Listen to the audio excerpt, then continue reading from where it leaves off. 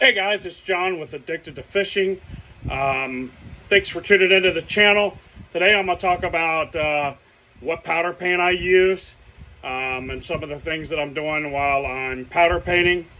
So anyway guys, I'm going to keep it pretty simple. I'm going to let you know exactly where I buy things and kind of go through the process for you and some of the other little details that I'm doing. First of all, you're going to need a set of forceps, locking forceps, just so when you heat that jig in front of the heat gun, you don't burn your fingers. I'll show you how I have my heat gun set up. There it is. I just have it on a simple little hook, and I have it hanging. And that way it is stationary, and all I have to do is wave the hook in front of it right here on that, and I can show you on an unpainted head. I'm not going to turn the heat gun on with all the extra lighting. I don't feel like being without power for 5 minutes or whatever.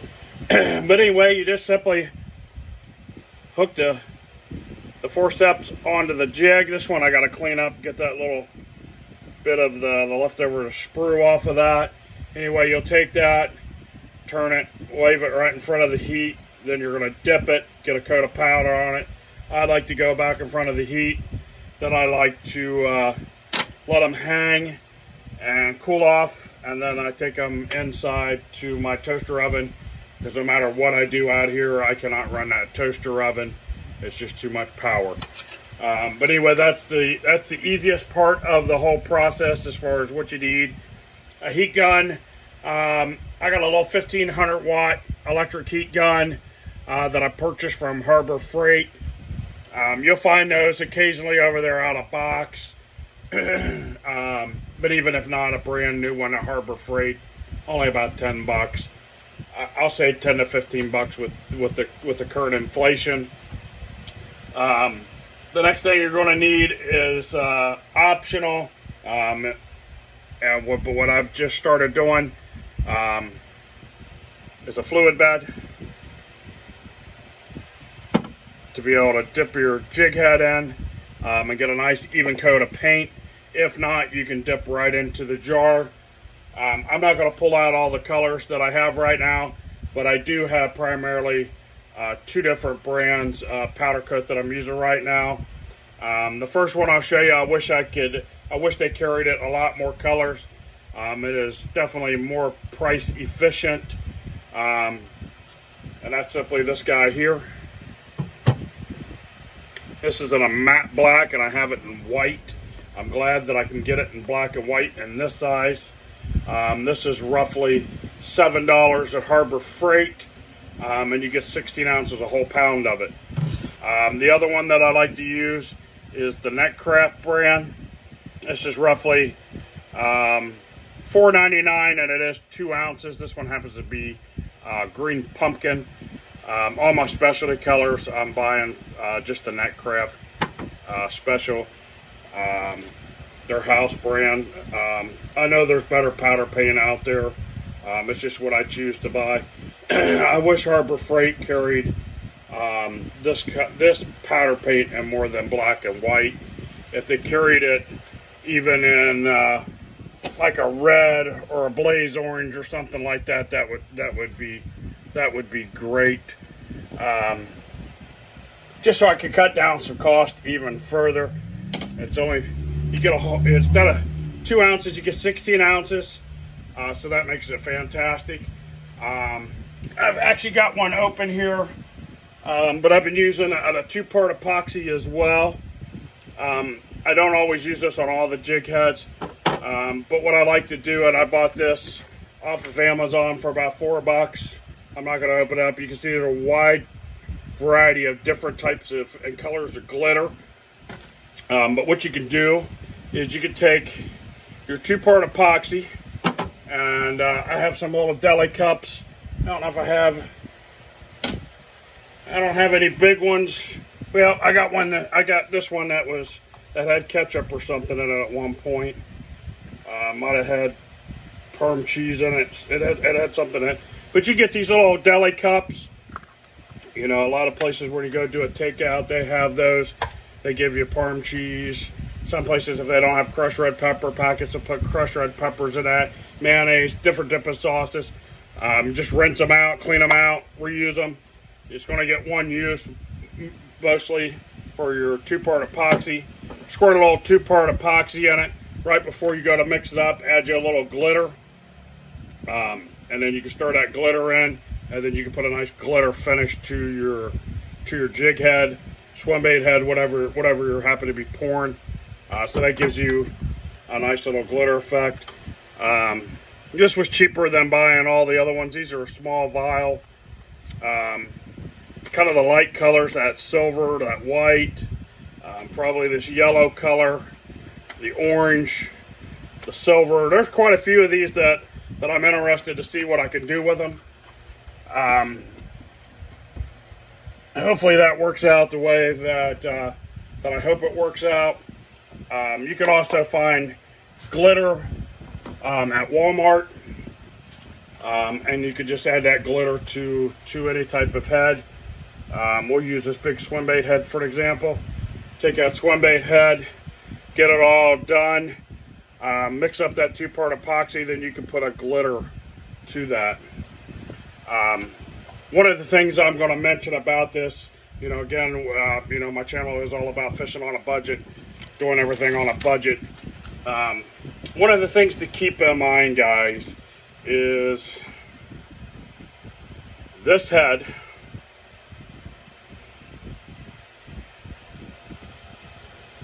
versus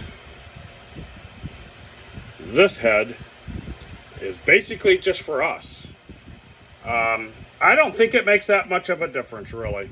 I've fished many of ball head jigs and never painted them, and have caught just as many smallmouth up north as I did with, you know, something that was fancied up like this. Now, I do like to put some powder paint on them and make them fancy, but one of my chatterbaits that I was throwing today, I had two nice eyes on it.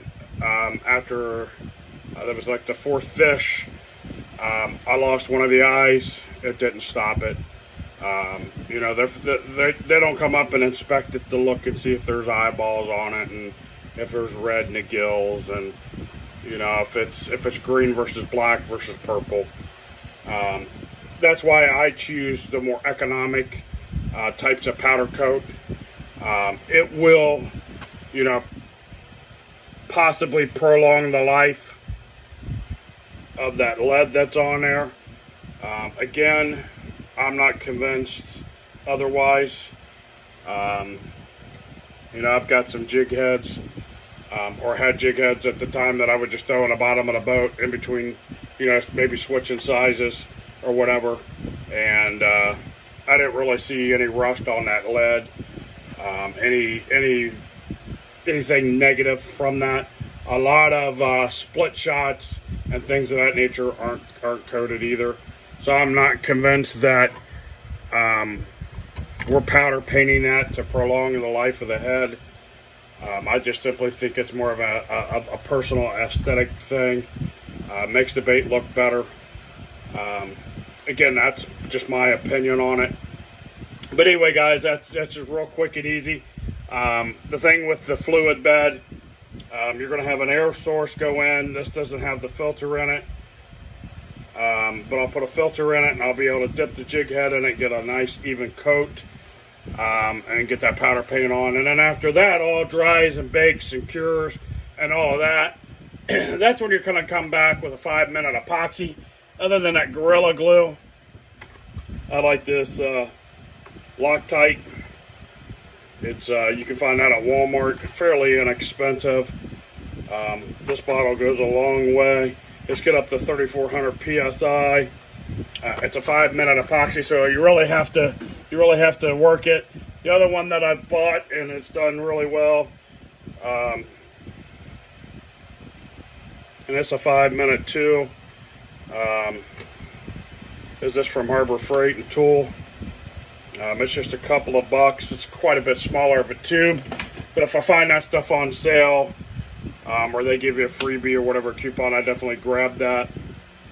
But anyway, guys, that's real quick on my powder painting system and what I'm doing to these jig heads and swim bait heads and my underspins. I do it for spinnerbait heads. I'll sometimes buy spinnerbait bodies off of eBay, unpainted.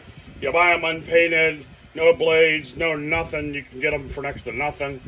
I found them as low as 10 cents a piece, all the way up to 1 ounce. I bought like, I think 10 1 ounce unpainted spinnerbaits. They call them spinnerbait bodies. It came with a mustad hook, the 1 ounce of lead. I think it just had a regular lead bait keeper on it, and then it had the R-bend wire, and I think 10 of them cost me, in a 1 ounce size, it cost me like $2 for the spinnerbaits, and then, you know, $1.50 or whatever it was at that time for shipping.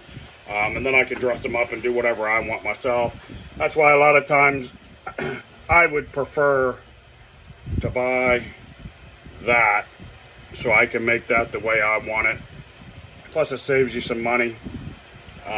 No biggie. You can customize it fully yourself. But anyway, guys, that's a real quick video. Stay tuned for more coming on the channel. I'd really like it for some of you guys that are not subscribers to go ahead and smash that subscribe button. It really helps out my channel, helps me grow. I'm not in this to be a profitable, you know, to make a fortune off of it. Any proceeds that I do make go right back into my channel, you know, for future giveaways, to keep bringing content, you know, and it just really helps support my channel, lets me know that I'm putting out some good quality information. I know it's not that in-depth on the water, showing you different retrieves, and kind of doing that kind of stuff, but I'm just limited to my iPhone. I'm trying to keep this, again, on a budget. I'm not really trying to go overboard. Maybe sometime down the line in the future I'll be able to add in some other stuff to help this channel even more, and that's where you guys can play in by hitting that subscribe button, smash that like button, share the videos, comment. All those little things do help the channel. My channel has grown quite a bit. It's nowhere near what the channel was 15 years ago when I was in a fish keeping hobby. I started the YouTube channel back when YouTube was what they would call green. You know, it was brand new, and it was just a way for me to have an outlet to post stuff that I had for sale then. But anyway, guys, it's all fun for me. I'm trying to be as transparent as I can with what I'm doing, some of the tricks and techniques that I use, you know, things that I've done to help me succeed, that's helped me keep a cost down. You know, we could go right back to how to make these spin heads. You know, that's a nice little added bonus for you when I showed you how to do that. Can save you some money from buying the Okashira screw locks. But anyway, guys, I hope you're liking the content. I'm sorry I've been a little bit behind on putting 2 videos out a week, but work gets kind of busy, things get kind of hectic, and I just do this in my spare time. I like this hobby. I like what I'm doing, and I like to be able to teach people things. That's just what I do even at work. I love to teach people at work. That's what keeps me going. But anyway, guys, thanks for tuning in. Thanks for your time, and we'll see you in the next one.